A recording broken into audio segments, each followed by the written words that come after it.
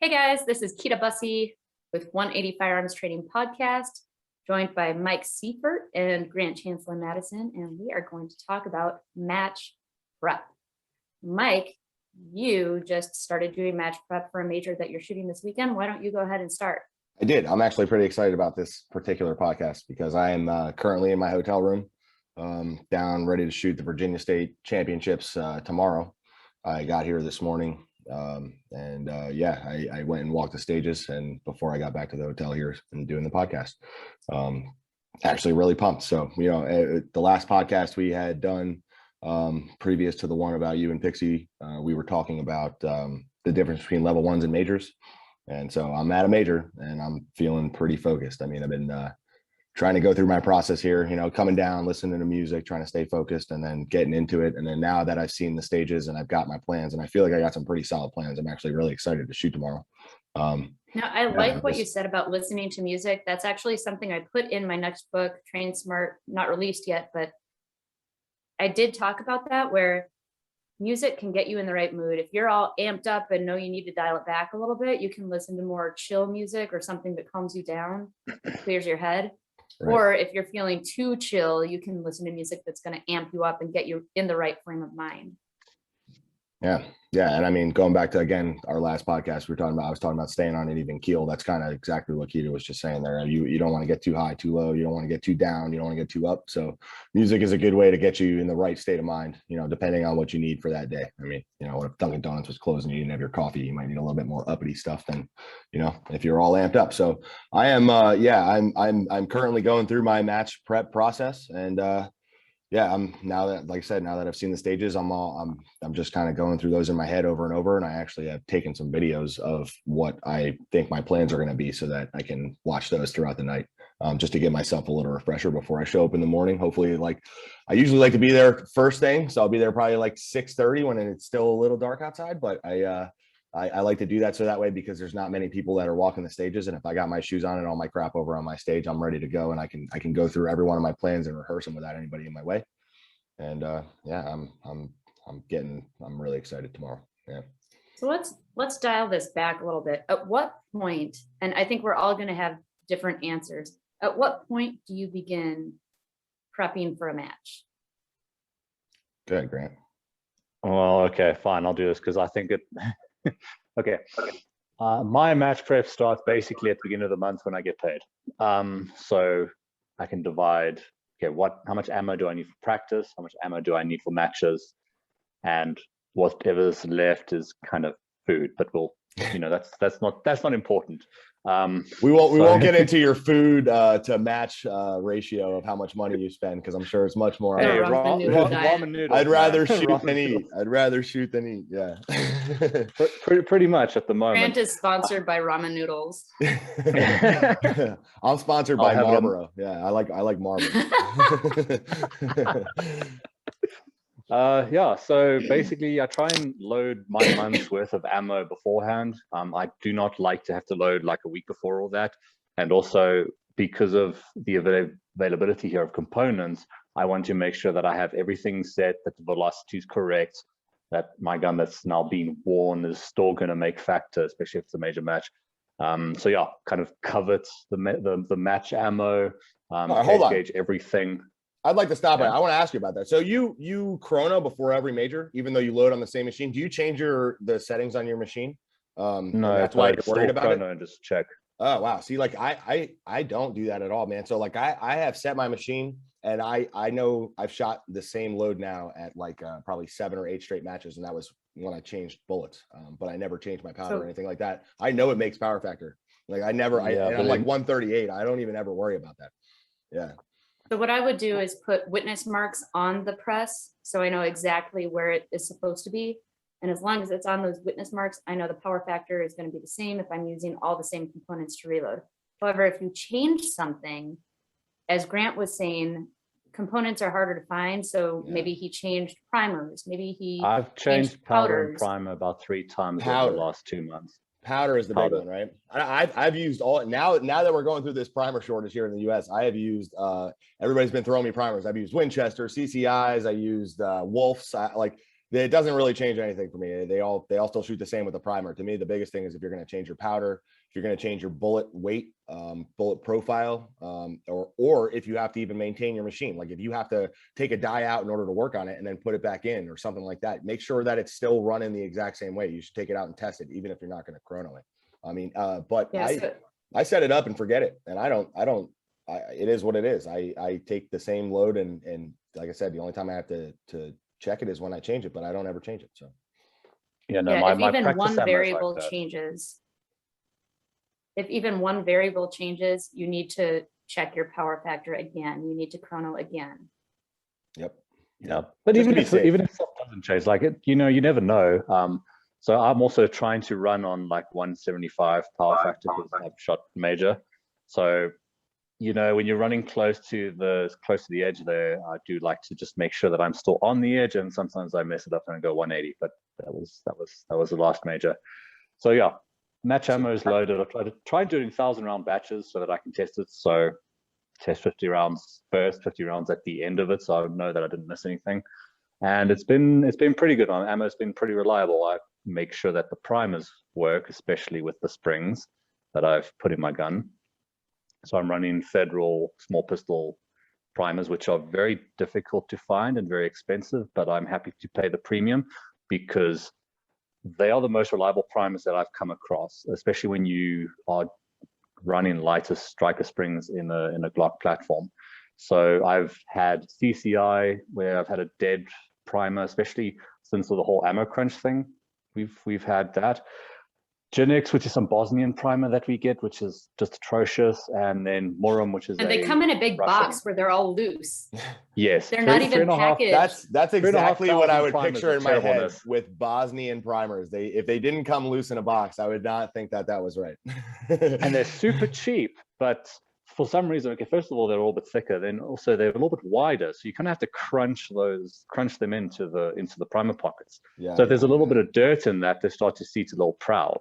Yeah, I don't. Yeah, Little so proud. you're big at the end of the month guy. You're looking at your matches and then you're making your ammo for the whole month. To me, when you're going to start prepping for a match when you sign up for it, and maybe even before, maybe even when you're trying to lay out your season.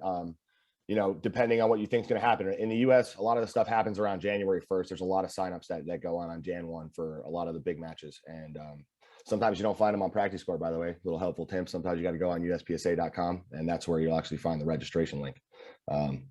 But yeah, I think match prep starts the minute that you sign up for a match. It's now in the back of your head, or it should be in the back of your head, at least in your shooting mind. So if you have a work life and then a shooting life, when you flip that switch and you're going into shooting, like I've been looking forward to this Virginia State now for probably 4 or 5 months since I paid for the match.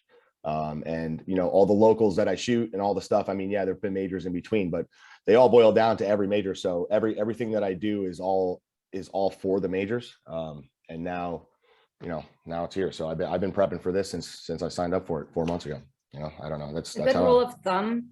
A good rule of thumb for checking your ammo is the week leading up to your major match, you want to clean your firearm. And then you go back to the range after you've cleaned your firearm to function test. And you want to run about 200 to 300 rounds of your match ammo. And if you have even one malfunction, you need to revisit before the match. It's so funny. So allow yourself enough time after your range day before the match. You say that, and I look over to my left here, and I have my gun kind of broken apart in pieces. And as soon as we're done with this podcast, I need to clean it to shoot tomorrow at 9 a.m. So yeah, I don't necessarily know if I follow that rule a lot. Usually the night before, this is when I clean my gun time. That also helps me get in the zone a little bit. So, I like taking my gun apart, cleaning it, putting it back together, and then I'll sit there and do a little bit of dry fire. So for me, doing cleaning the gun the night before a match is a little bit therapeutic. Just kind of. Now, if you were shooting an international competition, I'm going to guess you're not going to be doing that. Well, for one, in a lot of international competitions, you're not allowed to have possession of your firearm, so it already has to be cleaned. And two, you don't want to be worrying about that when you have so many other things, like I've got to get from the airport through security to my ride, to my hotel, get checked in, make sure I know how to get to the range, that sort of thing. 100%. When I flew to Aruba, yeah, no, everything was done beforehand. But now I drove to Virginia. It was like a 5-hour ride. So I was able to bring all my stuff with me, and that's kind of how I do it. Obviously, if you're going to go somewhere big like that, like you said, internationally, and you can't have possession of your gun, and you don't do it like I did here, where you're not going to have the opportunity to clean it unless you can kind of do it at the range the morning that you're going to shoot. So yeah, you want to be The more level of prepared. prep that goes into a Yeah. match depends on the amount of match pressure you're experiencing. Yeah, that's an experience thing overall, though, for me. I mean, the more majors you shoot, like, I'm not necessarily nervous that I'm shooting this particular. I'm just it's the same level of seriousness I take every major at this point. So I feel like maybe if you're newer and you're not really getting into this is your first major, your second major, I could see that. But over time, that does kind of go away. Like I have zero pressure at locals now, and now I just feel like I used to when I used to go to local, level ones, when I thought that was like the biggest match ever. So now I'm so pumped to shoot tomorrow. I feel like it's like a kid on Christmas morning. So yeah. Now, if Yeah, the match is in a location you've never been to before, it's a good idea to go and just shoot a local match in that area and get an idea of the flavor of the match, where everything is, how to get to the range. And when I land where I know the competition is going to be, if I don't have a sponsor with me who knows the way that's going to be driving me, then the first thing I do before I even check into my hotel is drive to the range to make sure I know exactly where it is. And then I check the amount of time it gets there, or it takes to get there, based on the level of traffic. So even before I leave, I will get my point A to point B on my phone during the time I would be driving to the match, so I can see what traffic is like, if that's going to affect things, if that's going to make it take even longer to get there. Yeah, I mean, Yeah, I booked that hotel like last night. Usually where you're shooting, you're usually around a lot of hotels. So like, there's a Holiday Inn, there's a Country Inn, there's so many things right around here that usually you can find a room. So I'm usually an on the way guy with the hotel. But yeah, what do you have, Grant? Yeah, so when I went down to Cape Town, so I couldn't fly with the gun because it was going to cost too much and be too much of a ball ache, and only a certain airline actually flies with handguns in South Africa, or guns in general. So I had to ship the gun down with a courier to a gun shop in Cape Town, and then fly down, then go to that gun shop, get the gun. And by the time I'd done all of that, there was no time to go to the range. So the first day going to the range was the first day of the competition. And it does affect you, like, kind of in the back of your mind, like, where am I supposed to go? So yeah, that was an interesting experience doing that. And then I didn't have a time, never been to Cape Town, never shot their match and their flavor. So it was quite a different match that I wasn't used to. So yeah. Yeah, I mean, and if there's one tip I can give people on getting to the match, it would be definitely get there early. I know a few people that they shoot a lot of majors, but they don't show up until the night before, and then they have to wake up and shoot. And I've been here since 10 o'clock this morning. I had no pressure. I was able to get to the range, take my time doing the walkthroughs. It wasn't getting dark or anything like that. I feel like that's a big help with your matches if you're going to go travel and do majors. So That's yeah, I would say make sure you get there early and far enough in advance. Like I said, I signed up for this match 4 months ago. So if you can't clear that weekend, where if you're shooting on Sunday, that you also have Saturday available for the whole day to come to the range and just focus on what you're going to do. I think that you're not really doing majors right. And that's my opinion. Yeah. For me, this would go all the way back to at the beginning of the year. Do your budgeting for the year, figure out according to your budget and your work-life balance, how many matches can I shoot? How many majors do I want to shoot? Where do I want to go? Am I going to be able to fit in any locals, that sort of thing? And you get an idea for which ones you really want to shoot. Then you go and sign up for those based on your budget. And at that point, the match prep is already beginning. And what happens when the match book comes out? What do you guys do? I hate the match book. Honestly, I use it for start positions, and if we're, how many rounds is it? I mean, even with PCC, it doesn't really matter, but just to get a feel for like the flow of the match. But there's so many times that match book is completely different than what's actually on the ground that I used to get so involved in, like, the week before I would come up with my stage plans on the match book, and then you get there and you're like, well, I thought that I was going to be able to see this target because on paper it looks like it's wide open, but now I can't. So now I have to shoot it from a totally different position. So all this work I did this last week preparing for something in my head. Now I get here and it's completely different. I usually, honestly, I don't even like, I had my matchbook today when I was walking around and I had crumpled it up so much because I was kind of using it as like a rifle thing, you know, like trying to like just get like my feel for the stages when I was walking through. I just threw them out. I was on like stage 4. I was like, you know what? I'll just figure them out. They got them stabled up over here. It doesn't really matter. But at the end of the day, I think don't put too much weight into the matchbook. That would be my suggestion. I just don't think that that gives you enough information that you're going to need. Yeah. And some people, I don't like, yeah, no, and I have done it where I was like, you draw things on it and like, I'm going to go here and here. Yeah. Don't even bother.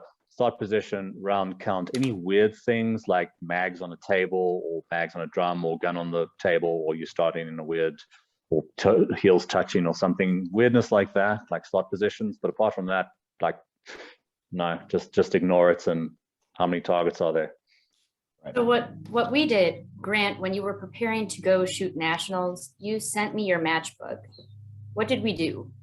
Okay, so we went through the matchbook. We went through all the start positions, the round count, the flow of the match, because I already knew the squatting by then and where I was starting. So, and we also did a general outline on how to shoot the stage depending on how it looks.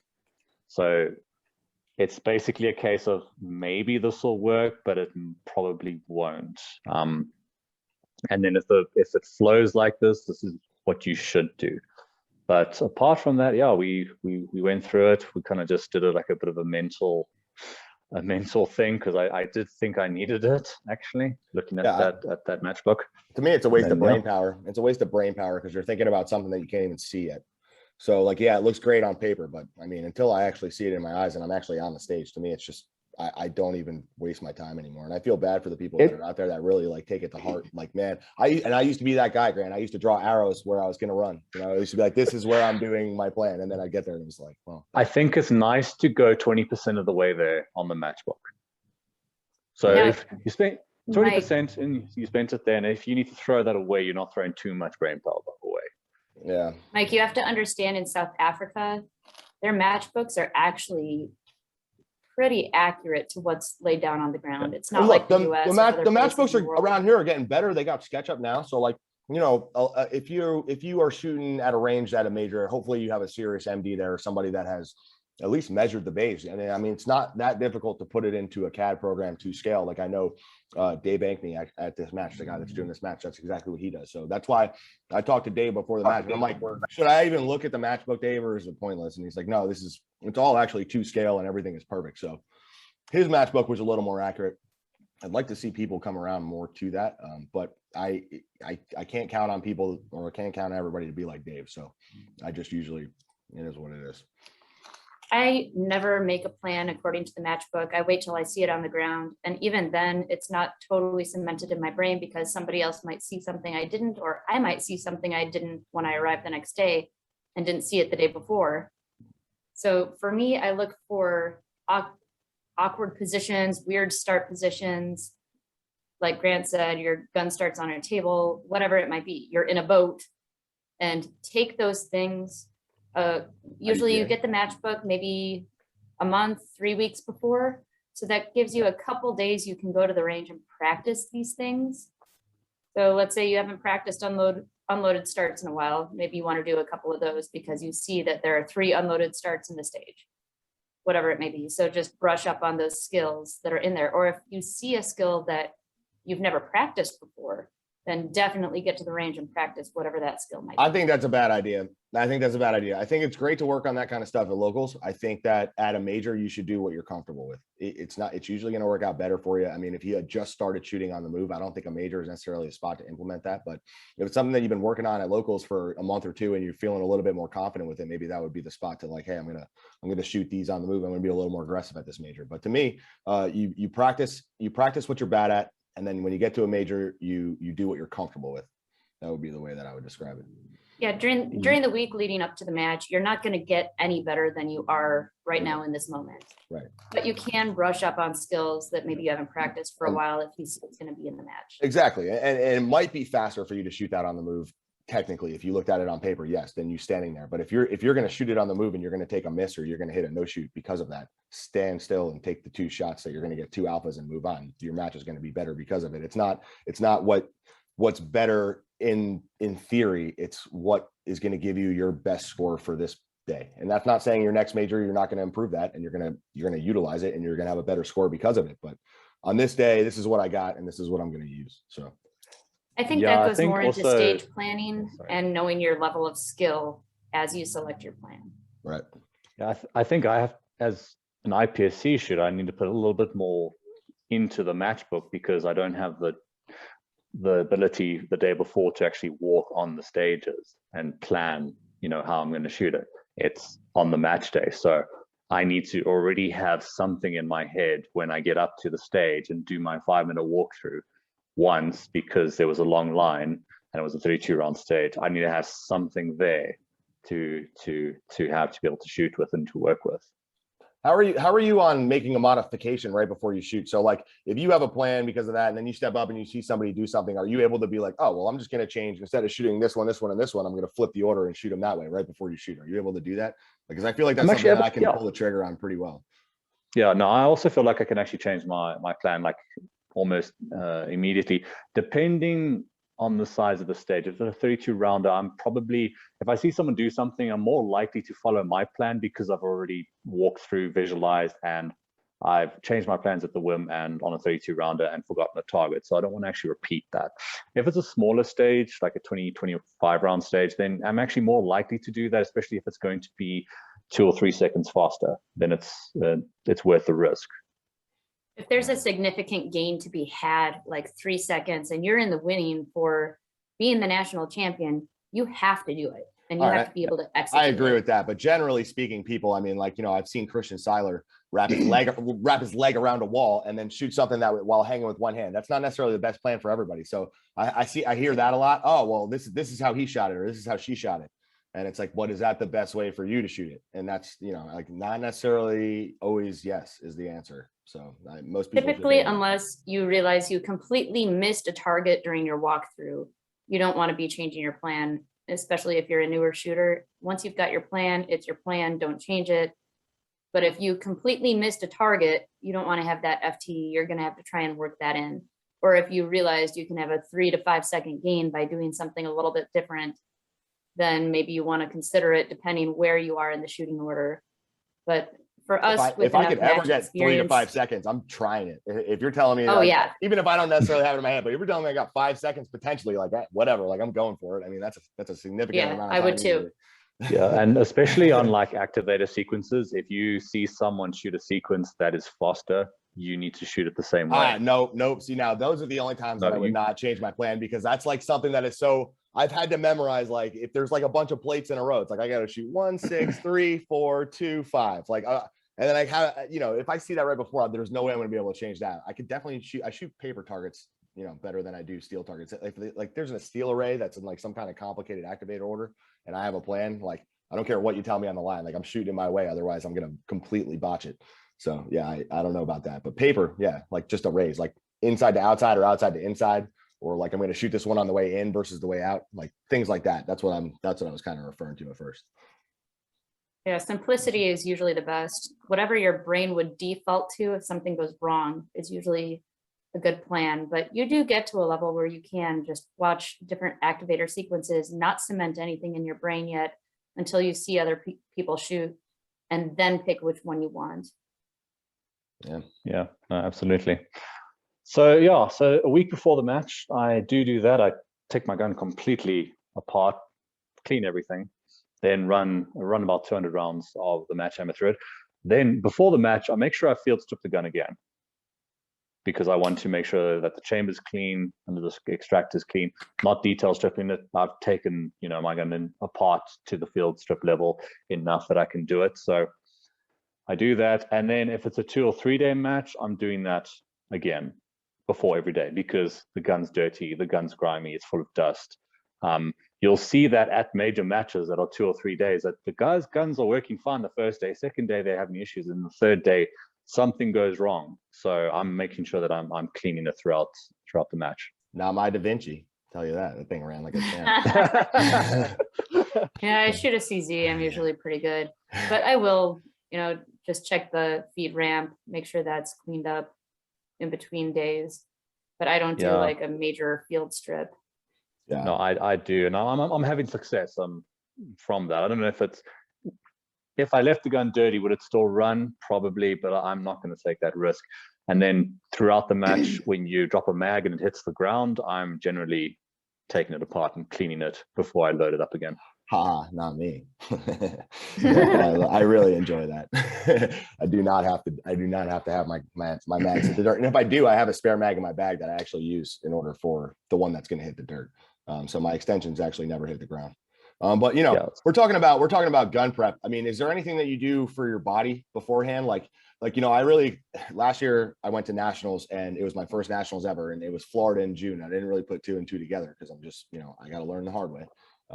It was a 2-day match, and I was so sunburnt and I was so dehydrated after day 1 that I was I was done. So like day 2, I showed up just because I was there and it was nationals and I paid for it. But I mean, I was zero competitiveness coming out of me. You were checked out. I was done. I mean, my body, I was so done that my squad mates told me to not come out and pace because I did not look good. So they told me I was pale white and I just looked like I was not feeling well. So they were like, just sit under the tent and we'll do all that. I felt really terrible. So since that match, and this is where I think at every big match, you really learn something like that, at least I don't know if Max or JJ or anybody still learns stuff because they've been through so much, but I feel like there's always something that I learned. And on that match, especially, I learned that I need to really hydrate. So I got my water here. I've been pounding waters for 2 days. You got to eat a good meal beforehand because I did not do that. I'd flown into Florida on the day before we were shooting and I didn't eat all day. I wasn't drinking and man, it killed me. So, I mean, is there anything you do that for your body? To prepare yourself for the match, because I'll never be dehydrated again. So trying to keep up fitness is important. So cardio, match fitness is a thing. I try not to flush out my system with water because try to keep the electrolytes. I don't know if you saw Mike's just like Marlboro. This podcast is not brought to you by Marlboro. So yeah, just we have this thing. It's like a rehydration stuff that you can mix in water. Generally, if it's going to be a very hot day, I'll take that the night before. I just used that. I used that in Aruba for the first time ever. It was kind of tasted disgusting, but I mean, I wasn't dehydrated. So that stuff is delicious. How dare you? Yeah, well, I guess. And then I'll have that basically around the afternoon as well during the match, just to keep that going. Then Gatorade, the sugar-free one of those, one of the water during the match. Sunscreen important, hat important, and then the most important thing, especially if it's going to be a hot day, is to take a wet towel or a buff and make sure it's wet and with cold water, wrap it around your neck. Keep the blood flow to your head wet. Well, sorry, cold. Excuse me. It is 10:30 at night, so apologize if I mince my words. Yeah. And then, I try to stay in ketosis throughout the match. So we have a dried meat here called biltong, which I typically munch on. It's got a nice layer of fat, so it's just pure protein. And then I mix that with almonds throughout the match. I have tried a major match because when I was getting ready to go to the World Shoot in Thailand, I realized I don't think they're going to have dried meat, and if it's dried meat in Thailand, I probably don't want to eat that. Yeah, valid. That's valid. So I was trying the whole energy bar thing, and it did actually work the same way. So that also can be something. But just make sure that you do not get the sugary energy bars because you're going to crash hard, and it's always going to be on a very complicated state that you're going to crash. So that's what I try and avoid, and especially the night before, have a good meal. The morning of the match, have a good breakfast. Typically, I like wheat. So we have something called Wheat Bix. It's like a wheat square. So I have 2 or 3 of those with milk. That sounds horrible. That sounds like cardboard. No, man. It's the breakfast of champions in South Africa. Wheat squares. Breakfast is grand. I don't know so much about the champions. But then coffee. I do drink about 4 or 5 cups of coffee a day. So I'll have a coffee in the morning before I leave. And then when I'm driving to the match, about half an hour before I get there, there's a tin coffee I'll have one of those, and then I'll have a sugar-free like Coke, because that's got the caffeine in it, and that's what I want. Yeah. So, I mean, at the end of the day, you gotta prepare your body just as much as you prepare your equipment, because I mean, you can't have one without I mean, my body was dead. My gun ran great at nationals, but my body did not. So, but also I don't want to, like, I'm a coffee addict, and I don't want to like now no caffeine for you and be shaky the whole day. So yeah, well, you got to kind of. I take medication. I take Adderall for my ADHD. So I'm, the coffees don't really do anything for me. But you're also a smoker, so you need to also smoke the same. The problem with my medication though is it really kills my appetite. So like throughout the day, I find myself having to force things down my throat because I know that my body's going to need it towards the end of the day, and I'm just, like I'm not really very hungry right now. But let me tell you what, when you show up and you got Bobby Q's at the match and they're making the breakfast wraps, you eat like 3 of those. So that's my suggestion to anybody that sees Bobby Q at a match: eat 3 breakfast wraps. They're delicious, and then you'll be ready for the day. So yeah, but then in the morning you've had a nice big breakfast, and now you basically all your blood's gone to digest that. Mm-hmm. So yeah, feeling good. Yeah, I mean, it's better than being hungry. I'd rather shoot on a full stomach than a hungry stomach, because then all I'm thinking about is food. At least if I'm just fat, then I'm just being fat. I don't know. I'm trying to stay just before the mid tier of between I'm kind of okay and I'm hungry. I'm trying to stay right in there. How many wheat squares would you estimate that is? Well, that's just for breakfast, but like I try and munch on biltong if I'm trying to get a little bit hungry, eat a bit of biltong. So I'm constantly snacking throughout the day. I'm not having like one big meal, at lunchtime or whatever. I'm trying to just consistently snack throughout the day and stay on the same level. Right. And then it's a good idea. Yeah, go ahead, Keto. It's a good idea about 2 days before the match to begin hydration. The day before the match, you want to start working in more electrolytes and less water. And also during the match, if you're drinking straight water, not electrolytes, you're going to be running to the outhouse constantly. It's just going to flush right through you and not do anything for you. You need to have those electrolytes. Staying away from sugar, like these guys said, definitely, because then you're going to crash. So stay away from alcohol the night before because it is dehydrating. Maybe limit yourself to 1 or whatever it might be. I know a lot of guys like to go out and party the night before. Yeah, I give them credit. I give them credit for shooting when they're hungover because like I was just so miserable. I don't even know if I would show up. I don't know how guys do it. Like the guys that can party hard the night before and then rock up at the match and then still shoot amazingly. That is alcoholism on a next level right there. It's just if you're in a hot climate, that is just a recipe for disaster. If you're trying to be competitive, if you're there to have a good time, then who really cares? You show up hungover with your buddies, and it is what it is. But you never drink the night before the match. It's only going to. Although I have to have a shot because I have to calm the nerves. So that's the only way I'm going to do it. South Africa, baby, nice. So the morning of. Well, actually, the day before, you're out there outside walking stages in the heat. So I had a bottle of water in my hand the whole time. There's water everywhere. And that's what I do. Yeah. Yep. So you're already trying to get ahead of it and limit the amount of time that you're out there in the sun.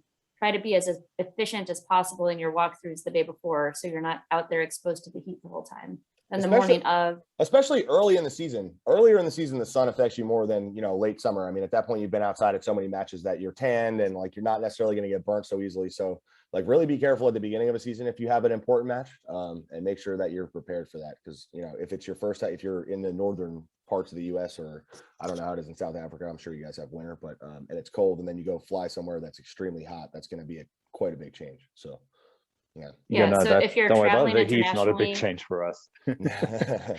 You guys do have a winter. If you're traveling internationally to a different climate, you usually want to get there about 3 days before, especially if there's a huge time discrepancy, so you're not jet lagged during the match.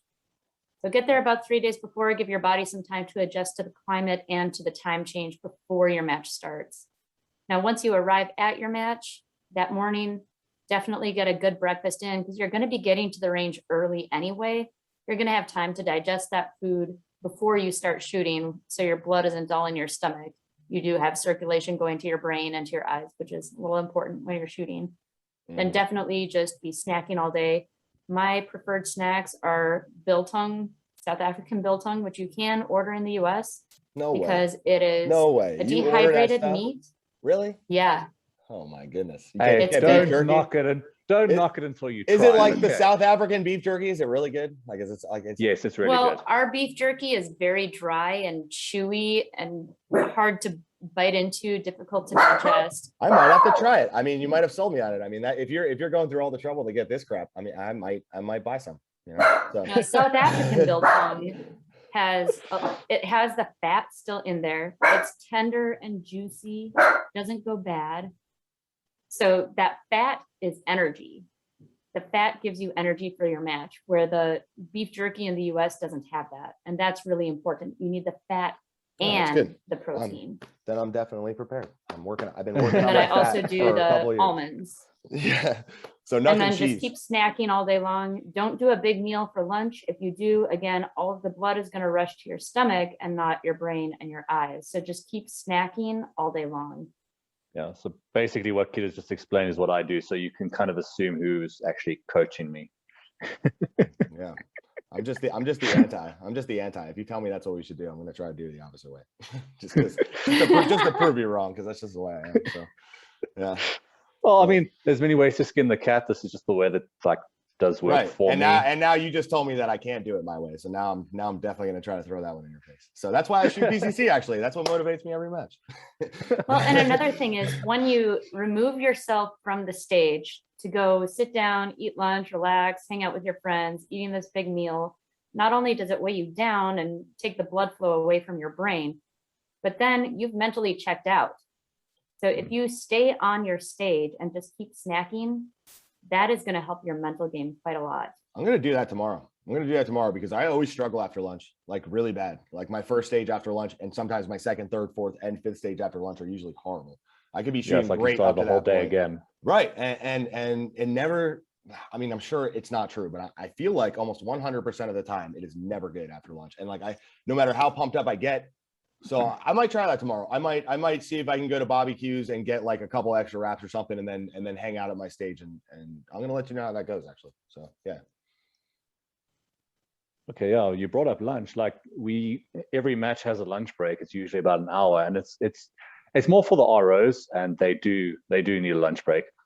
So when that's happening, Sure. I'm trying not to stay still. I'm trying not to sit down. I'm trying to walk around and then have conversations with everyone and trying to stay in the match and talk about the match, not necessarily talk about outside stuff. So yeah, just keep moving, just keep snacking. Don't stay away from the food that's provided, because it does. I don't know with you guys, but when we have most of the matches here, there's always a food truck, and it's always it smells good and that, and you definitely want to try it, but like stay away. No, not because it's I going to give you recommend diarrhea or Bobby anything. Q's. Bobby Q's is good stuff. So yeah, Well, they don't have a South African branch here. yeah, right. I don't know about a food truck. I'd probably stay away from the food truck just because I didn't want to be running the bathroom. But yeah, Bobby Q's not bad. But yeah, I mean, so I kind of wanted to talk a little bit about like what is your morning of, like, you wake up at what time and you get there? Because I know some guys that like to stroll up to your first stage is at 9. I bet there's going to be at least one person. Well, I'm shooting with the Marines tomorrow, so I highly doubt that. But usually there's always one person that rolls up to your first stage for the briefing at 8:59. Like, hey, I just got here. Like, so like what's your process of the day that you wake up for a match? Well, typically, I really struggle to sleep the night before for a match. Like it's a problem. So I always see how long it's going to take me to get to the match. So to do my morning prep, get breakfast and all of that, I want to make up 45 minutes before. So get out of bed, do all of that, and then I definitely want to get to the match at least 45 minutes before the first shot's fired. Make sure I'm there. Make sure I can get my gear on. Make sure that I can get my gun on. Make sure that my mags are loaded, which they are. I've loaded them the night before, but make sure I haven't missed anything because I want to find out about it then. The night before, I'm pretty typically loaded mags. Put everything like in the bags by the door, so everything's there. I just need to grab it and go. See, that's something that I do different. So I load my mags at the range because, again, it's just like me cleaning my gun. It's sort of like a focus thing. So that's why I get there super early. I'm usually, it's funny because I usually have headlights of the ROs that are working their stages. They're usually on me. I'm sitting there in the middle of a bay empty by myself in my chair. You can't even see the targets because it's still pitch black out. And I'm just sitting there loading my mags, listening to my music, getting focused. So for me, a lot of those things are just they put me in the moment. So, and then I don't know, I like to get there Yeah, no. super early. So when you say get there 45 minutes before a match, I feel like there's a lot of people that are there at that point. And like, Yeah. do you really get to walk through your stages or see what you want to see without them being in your way? So you don't get to walk through your stage until the ROs allow you a 5 minute thing. You can see it from the back though, right? So if you want to walk left and right, you can do that. So, but I mean, you can do that. You don't have 100 people that are talking and getting in your mind, you know? Yeah, no, well, I want to get to the match. I want to put my rig on, put my gun on, put my mags on, and be ready to go. I don't want to have to do anything. I want to be basically the minute I walk in ready to go. Because I'm doing 45 minutes, maybe there's an accident on the road or a delay or something, and I'm the guy that rocks up at 8:59. So now I don't want to have to do loading mags. Nice. Hey guys, just hang on. I just want to like load 15 more rounds in this one. I want to be able to basically walk from my car, walk onto the stage, and be ready to shoot. Whether I get there early or late. What do you do, Kita, when you shoot? I like to get there. Coaching, but say again? I said I know you like coaching, but you do shoot. So like, what do you do? What's your plan? I like to get there at least an hour before hammer down, and I have all my stuff prepped the night before, set by the door, ready to go, so that occupies less of my brain capacity because I know that's taken care of, and I can just really focus on my walkthroughs. And it is usually still a little dark when I get there, but once you put on those Hunter's HD golds, you get that extra 30 minutes of daylight. So I usually can start walking through earlier than everyone else, so I get to be the only one on the stage.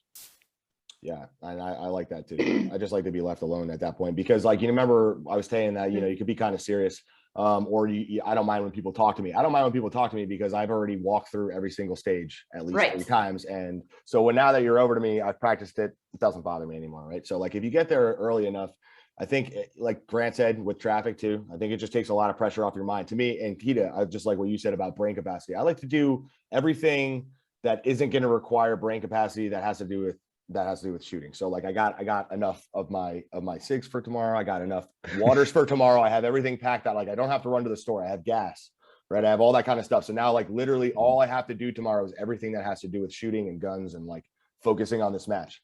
So I think that's another important part to start your day for your match. Like, you know, don't have a list of stuff to do. Yeah. You guys do something for compartmentalization, meaning when you have other stuff going on in your life that might occupy part of your brain capacity?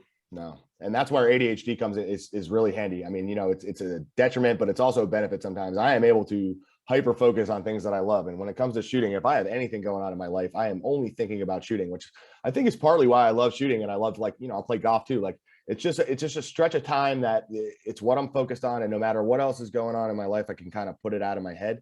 And just have fun, you know, and then go back to my crappy situation after shooting is over, but at least I get a little break from it. So I use it as a mental break, but that's just me. So yeah, I struggle with that.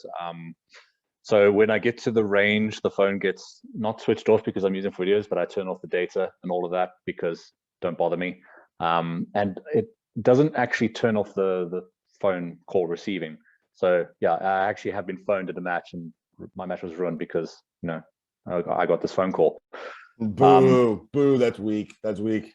Don't blame the phone call. It's not the phone call. Hey, the sun was in my eyes as well. No, but it does affect me. So it's also, I have been doing some of the meditation stuff as well. So the night before, doing a bit of that, and then when I get there, just trying to clear my head with a bit of meditation. So if you see me close my eyes, I'm actually trying to meditate on that. So that actually has been helping a lot more than I thought it would. So I have been doing that. Yeah, in the military, when they arrive, they have actually a literal line on the ground that when they cross this line, they have to leave everything behind that doesn't have to do with what they're doing, because that can get you killed. And I like that idea where when I'm driving to my match, I play We Ready, and that kind of gets me in the mood like, I'm ready. I got everything sorted. All I have to do is show up now. So that for me is like my line where once I hear that song, everything else in my head is gone. Yeah, I definitely have like 3 songs that I always play before every match. They're just like my match songs, and for some reason they work, right? Like, so you play "We Ready" every time, right? Yeah, Yeah. I'm more of like a metal guy. I like, so I'm like "As I Lay Dying." I like a couple songs from them. It's a little bit crazier, but it just kind of gets me super pumped to shoot. So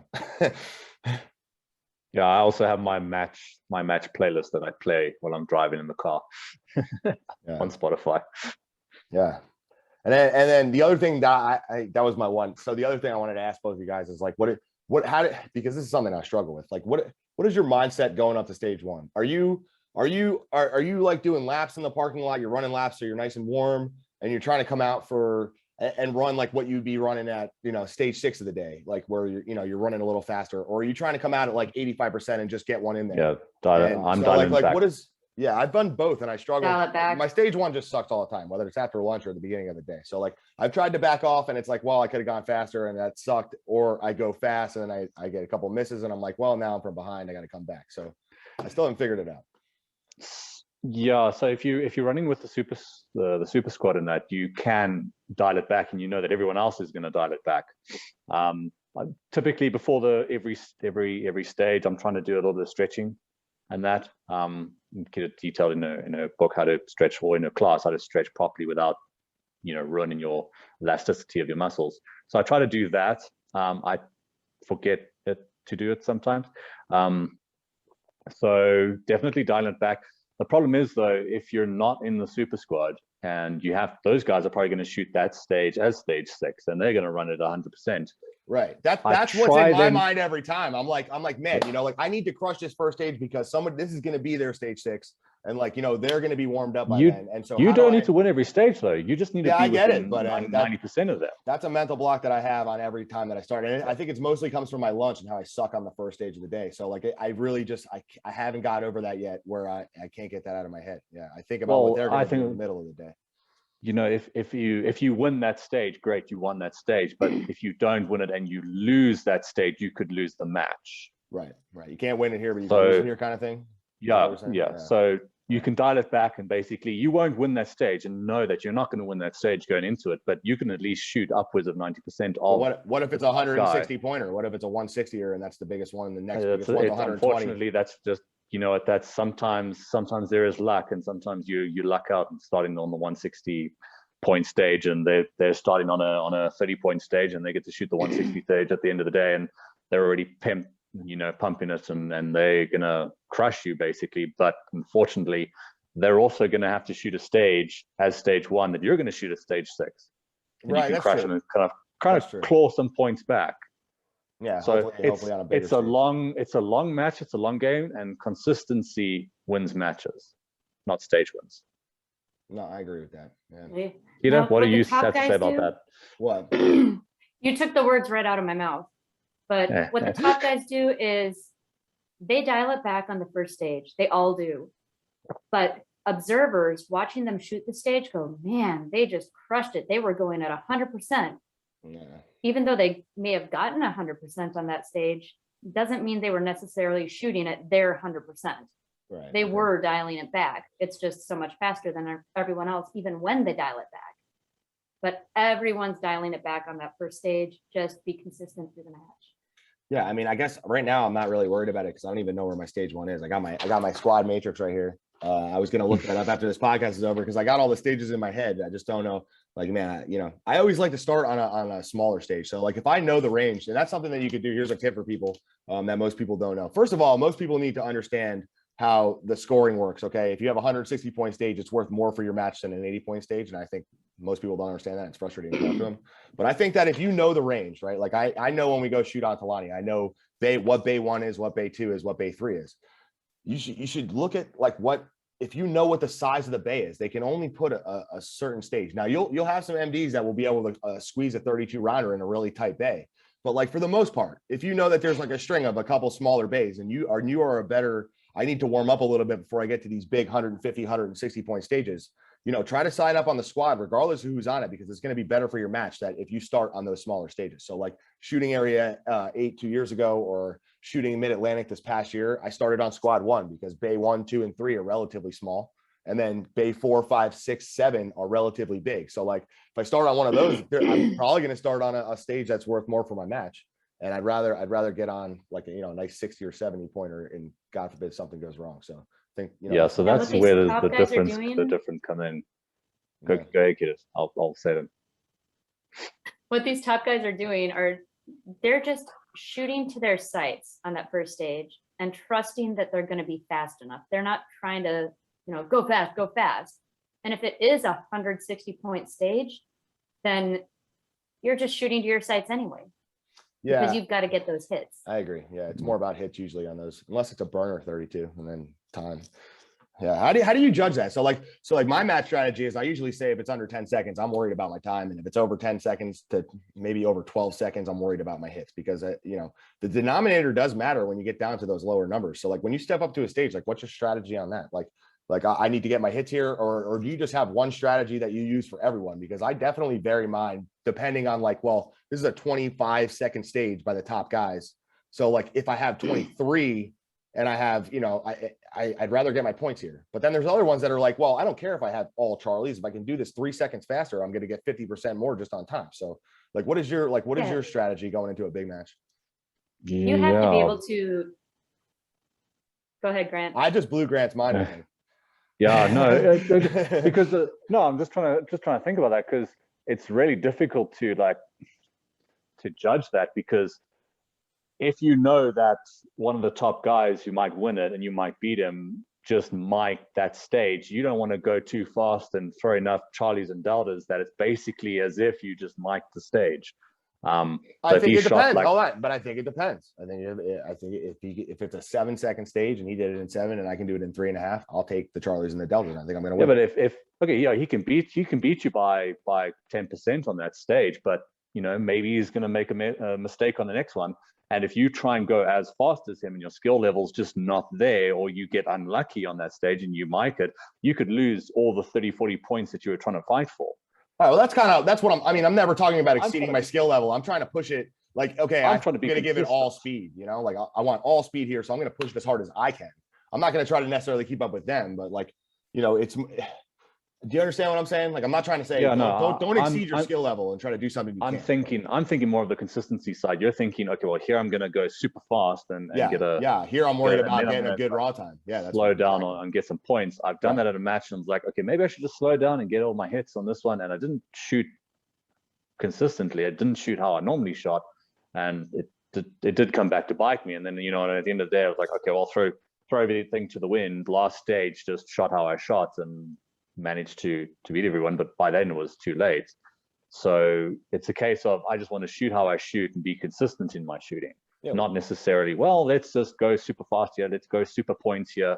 I'm just gonna I think that comes with like looking at the scores too, whether you're a person that looks at the scores throughout the day or not. Oh no, I don't. Keto, what do you do? Don't do that. Yeah.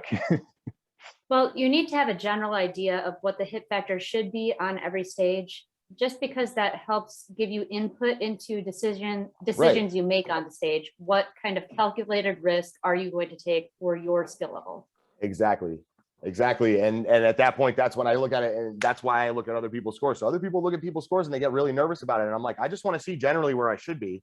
And then if I see that they have a 10 hit factor and the time is 8, I'm like, well, I think that I have more of a chance of raising a higher hit factor than 10 if I can drop that time. Now, if we're at a 20-second stage, right? Like, that's where I always look at the scores. So and people say don't do that, but I think you should look at the scores just to know where you're at. And then you could also catch things like the RO missing the timer. Like if you see that everybody's time's around 12 and like all of a sudden the RO is like 17 and you felt like it was a good run, like wait a minute. So yeah. I will tell you that the top guys in the world do look at scores, because that helps give them input on what decisions they're going to make on particular stages.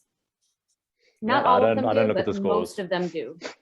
I don't like looking at the scores. I don't like looking at how someone else shot, because then it's the mental thing of I'm a little bit slower than them on that one. So maybe I should speed up on that. That's where I take that as like, just like before we were talking about, like that's a personal challenge now. Like, oh, that was pretty good. But I think I'm always willing to bet on myself, even if not necessarily might be the favorite. But I always have the confidence to think that I'm going to do it well. I don't know. Let's say you have a significant lead. You're at nationals. You have this enormous, massive lead. Why? What are you going to do? Has anybody here ever had a lead at nationals? A significant lead with, like, Not me that's always- personally, but I my have no students idea. have. I would honestly probably be shaking on the last stage. My knees would be trembling or something. I don't know. I'd probably Exactly. be super nervous. You know? Yeah. Don't mix So it at up. that Don't mess it point, up. the Don't mess it up. focus- I'm messing it up. I'm messing it up. Right. Yeah. Every shot. Right. So at that point, the focus becomes consistently, or being consistent, I mean. Because if you take a bunch of risks at that point, those are risks, and you don't really need to be taking risks. You have this huge cushion. Not to say no one can take a bunch of risks and catch you, or can't do that, but I mean, yeah, someone could catch up to you, but you have this huge cushion that if you're taking a bunch of risks, that's probably not going to be to your benefit. Yeah. No, that's something I need to work on. The risks do look better on Instagram, though. I'm just saying, those are They usually do. the better. Hey, Instagram, they don't see what the target scored is. They Right. just see the smoking run. Absolutely, yeah. So I mean, the riskier players. Well, we're running out of time here, Yeah. Mike. Good luck at your Yeah. match. Yeah, no, hey, thanks. Right. I mean, I'm going to implement a couple things that we actually talked to. So Yeah, Mike, go for Awesome. it. Yeah. I think just Mike, shoot how you shoot. Yes. Yeah, I don't think you know me well enough. That's like pedal to the floor. So 100%. hits are secondary. So yeah, I don't Hey, know. that's if we why I want say shoot how that. you shoot and get your hits. Right, Yeah. right. Yeah, slow is smooth. Yeah, no, I don't think so. I think No, that's crap. no. I think that's don't do correct. that. Right, you're right. Yeah. But hey, it was All great. right, It was but- great talking to you guys, and hope no, you this guys was have awesome. a good, Thanks. good rest of your weekend, and hopefully we'll be able to do this again soon. So And let us know how the If match you guys goes. are enjoying the show, like and subscribe, and we'll keep them coming. yeah, have a good one. All right. Cheers, guys. Have a good one. Thanks, guys.